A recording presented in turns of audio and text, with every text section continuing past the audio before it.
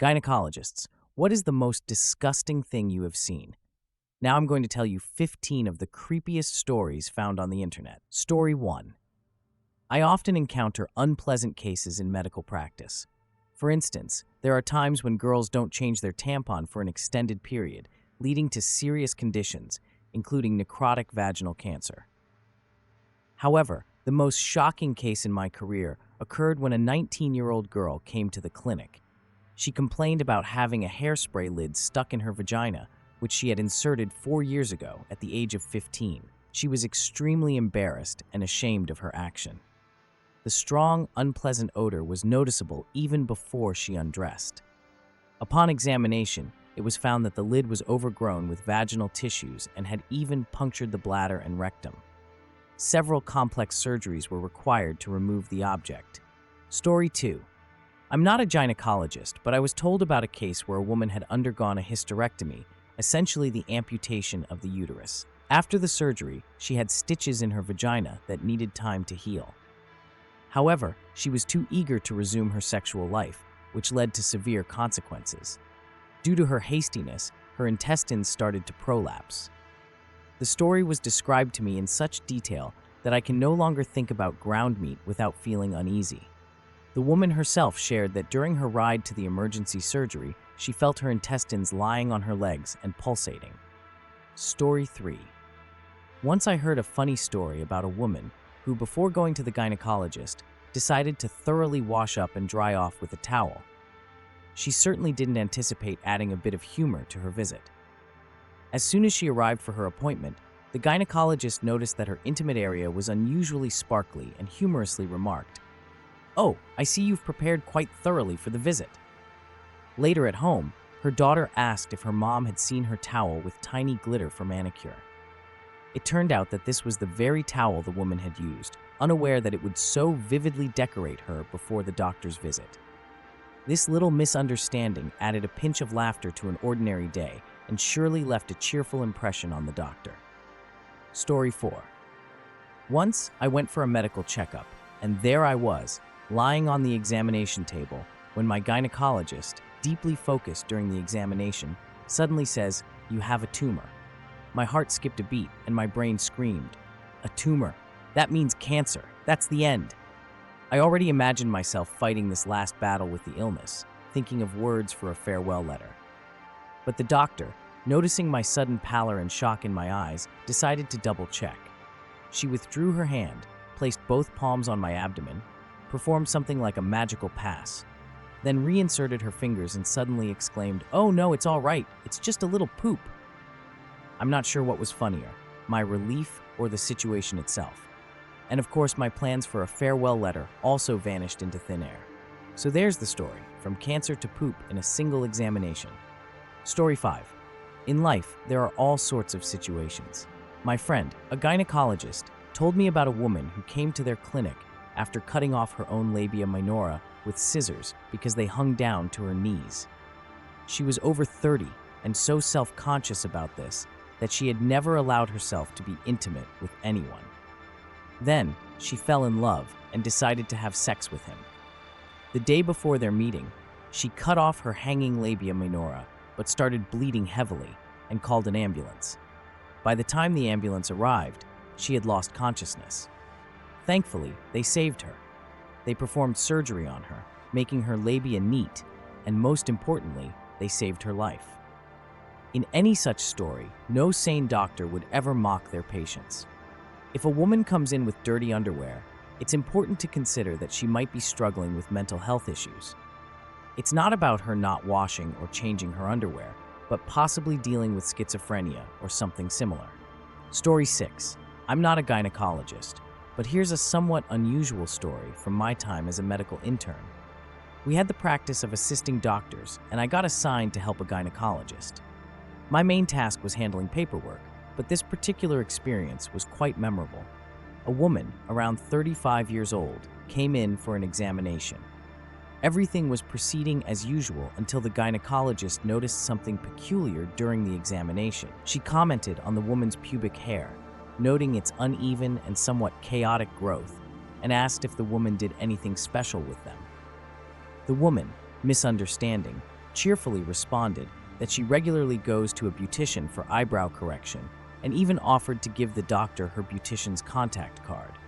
The gynecologist, trying to clarify, said she was referring to the pubic hair, not the eyebrows. The woman then casually mentioned that she regularly plucks her pubic hair, having gotten used to the initial pain. Again, she offered the beautician's contact. The gynecologist, a bit perplexed, inquired about her hair removal methods, frequency, whether she had seen a gynecologist before, and so on. Meanwhile, I was reviewing her medical history and found notes about blisters related to hair removal cream use, which can be harsher than cleaning agents, an allergy to honey, which she used to moisturize her genital area, as well as a history of abortion and ectopic pregnancy. I signaled the gynecologist to check the medical record, which she did. After the examination, a referral to a psychologist was made, who then prescribed comprehensive courses on sexual health and anatomy. It turned out that the woman had never been properly educated about her body, leading to her unknowingly engaging in harmful practices. The takeaway here is the importance of educating children from a young age about sexual health and related matters to prevent such cases of misinformation and health risks. Story 7. I'm not a gynecologist, and yes, I was quite young at the time. I remember distinctly there were 2 notable incidents during the same visit. Concerned about my health, at 13 years old, I asked my mom to schedule an appointment with a gynecologist. My mom agreed and made the arrangements. When I arrived at the gynecologist's office, the doctor was a woman. She was quite surprised to see how calm I was, especially since it was my first visit. After a few questions, she led me to a private room and instructed me to undress to the waist and lie down on the examination chair. I complied, remaining very calm throughout. However, just as I settled onto the chair, a frantic elderly woman, around 65 years old, burst into the room. She began yelling things like, "Shame on you, you slut! So young and already at the gynecologist's. How often do you spread your legs?" It took about 10 minutes for the staff to escort her out of the room. As you might guess, her words were directed at me, but I didn't let it bother me and continued to lie there calmly. The gynecologist was very surprised by my composure and asked me why I was so calm. I replied, "Health is more important." And you should have seen her face. The examination went well, and as far as I know, the elderly lady was taken to see a psychologist. Story 8. I'm not a doctor or a nurse, but a lab technician. At my previous job, there was a gynecological department, and one day, we received an urgent request to take a finger-prick blood sample from a patient. It turned out they couldn't locate her vein. The department was located in a different building, so I had to walk outside to get there. As I approached the building, I saw an ambulance parked outside, and from it, there was an incredibly distinct trail of blood leading inside. It looked more like someone had deliberately poured a path of red liquid. This trail continued all the way up to the second floor, where there was a mini operating room. The woman had lost liters of blood and was as white as a sheet. In all my years, I had never seen such severe vaginal bleeding. She survived, but I can't even begin to imagine how much blood she lost while being transported to the hospital in the ambulance. Story 9. I have these neighbors who are known for their very vibrant sex life. Lots of loud noises and moans throughout the nights, the whole shebang. One evening, they decided they wanted to spice things up a bit. But lacking funds for a trip to an adult store, the guy apparently decided to get creative. Their idea of adding some excitement? Well, let's just say they opted for something a bit more organic. Potatoes. Yes, potatoes strung on threads. Threads, for heaven's sake. Everything seemed to be going fine until they tried to remove their homemade contraption. That's when the string broke, and all hell broke loose. Panic ensued, with screams that the entire neighborhood could hear. Eventually, they calmed down enough to call an ambulance. The conversation was something straight out of a comedy sketch. Can we call an ambulance? What happened? Well, my wife has a problem. What kind of problem? Something stuck in her. What's stuck? We, put a potato in there. Were you trying to make mashed potatoes or something? Story 10. During my tenure as a nurse in a gynecological department, we faced a challenging case. A A patient arrived under the influence of alcohol after a prolonged period of heavy drinking with friends. In an unfortunate incident involving a glass object, she sustained significant injuries. Despite her inebriated state, which numbed her to the pain, the severity of her condition was evident. The object had caused considerable damage and bleeding. Our medical team acted promptly, providing the necessary surgical intervention to address the injuries and ensure her recovery. This case, particularly due to its unusual and grave nature, has left a lasting impression on me. Story 11. Back in high school, I had a friend who was extremely nervous about visiting a gynecologist. When she finally mustered up the courage to go for her first pap smear, she became so anxious that she involuntarily clamped down on the doctor with her legs, as if in a vice grip.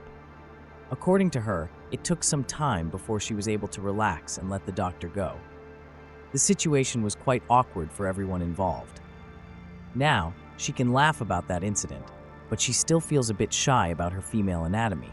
Interestingly, she also prefers not to use tampons. Story 12.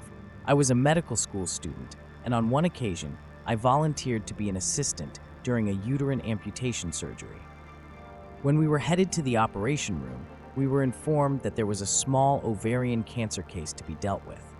However, it turned out to be far more severe than expected. The patient's internal organs were riddled with metastases.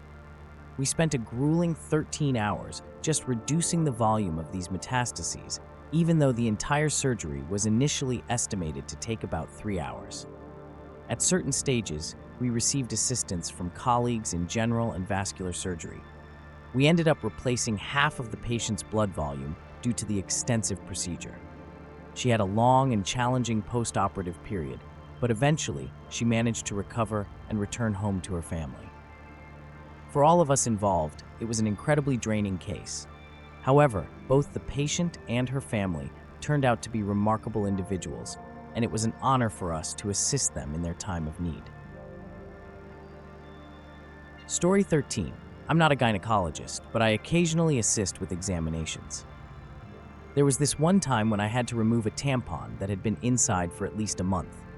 It was a rather unusual situation because the young woman had continued to engage in sexual activity during this period, unaware of the tampon's presence. The examination room was filled with an incredibly foul odor when she left, and it took us several hours to properly ventilate the area. The entire clinic staff couldn't help but wander around, desperately trying not to succumb to nausea due to the overpowering stench. This incident serves as a stark reminder of the importance of regular gynecological checkups. It's essential not to delay seeking medical attention when facing any unusual or discomforting symptoms. Your health should always be a top priority, and professional medical advice is invaluable in ensuring your well-being. Story 14. My father, a gynecologist, once shared a rather harrowing tale about a woman whose life was deeply entangled in the clutches of a severe heroin addiction. It was a perplexing story, to say the least, but it sheds light on the lengths to which addiction can drive someone. One fateful day, driven by a bizarre burst of creativity or desperation, she made a decision that would have unimaginable consequences. She injected heroin into her genital area, specifically her labia, in a reckless and dangerous attempt to achieve an even more intense high. Little did she know that this impulsive act would set off a chain of events that would forever alter her life. The injection led to a devastating gangrene infection in her genital region, causing excruciating pain and serious medical complications. It's difficult to comprehend the reasoning behind such a choice, but it serves as a stark reminder of the destructive power of addiction. Story 15. As a medical student, I'm just a few weeks away from becoming a full-fledged physician, albeit not in the field of gynecology.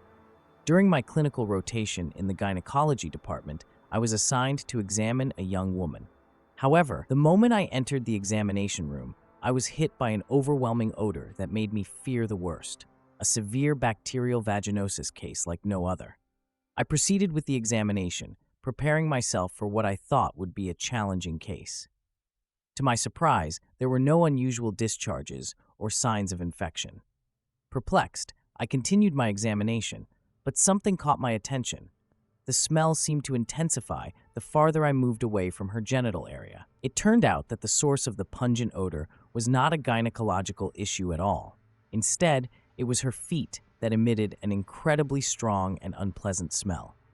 This unexpected twist in the story taught me to never jump to conclusions in medicine and to always approach each patient with an open mind. Thank you for watching my video. If you enjoyed the stories, don't forget to share your own story in the comments and hit the like button. It motivates me to create new videos for you.